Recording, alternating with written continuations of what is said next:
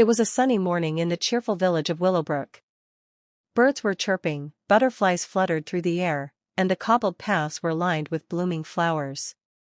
Minnu, a little white cat with a yellow frock covered in red polka dots and a pink bow on her ear, was on a very important mission.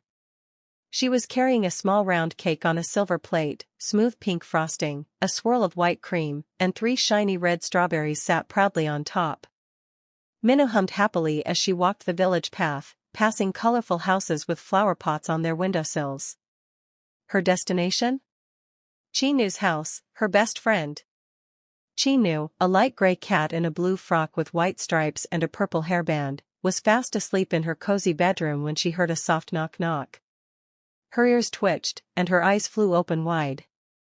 She sat up quickly, surprised but excited. Could it be Minnu? Sure enough, when Chinnu opened the door, Minnu stood there grinning, holding the delicious cake. "Surprise!" Minnu said. "I brought a treat so we can have a picnic together." Chinnu clapped her paws in delight. "Let's go to the garden." Soon, the two friends sat on a red-checkered picnic blanket under a big tree, surrounded by daisies, buzzing bees, and dancing butterflies. Minnu gently placed the cake on the silver plate in front of them. Using a small knife, she carefully sliced the cake into 2 pieces. But, oh no! One slice was clearly bigger than the other. Minnu pointed at the larger piece. "Should we share this evenly?" she asked. Chinnu tilted her head, one ear drooping in doubt. "Maybe we can measure it?" Just as they were deep in thought, something rustled behind a bush nearby. A clever-looking orange fox in a green waistcoat peeked out with a mischievous grin. His sly eyes sparkled when he saw the cake. Without a sound, the fox crept closer and snatched the bigger slice right off the plate.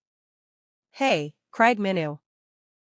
But the fox, already seated beside the plate, smiled slyly and took a bite. Delicious," he said with a full mouth, pretending to inspect the slice. "I'm just making the pieces even for you."